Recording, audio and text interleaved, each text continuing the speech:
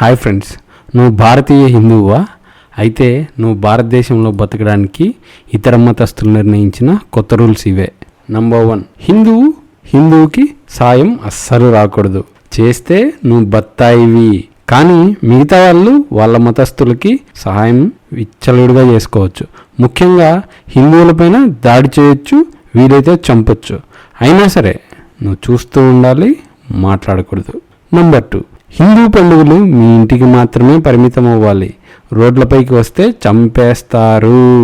కానీ వాళ్ళు ఎక్కడ పడితే అక్కడ ఏమైనా చేయొచ్చు, ప్రార్థనలు, నమాజులు వగైరా వగైరా. నంబర్ 3, హిందూ అయినా సరే హలాల్ మాంసమే తినాలి. నంబర్ 4, హిందూ మాత్రమే ట్యాక్సులు పే చేయాలి, కరెంటు బిల్లులు పే చేయాలి. దేశ అభివృద్ధిలో హిందువులు మాత్రమే తోడ్పడాలి. కానీ ఫ్రీబీస్ అన్ని వాళ్ళు మాత్రమే అనుభవించాలి. నెంబర్ 5, హిందూ అమ్మాయిల్ని ఇతర మతస్థులు ఏమైనా చేయొచ్చు, కడుపు చేయొచ్చు, ట్రాప్ చేయొచ్చు, చంపేయచ్చు.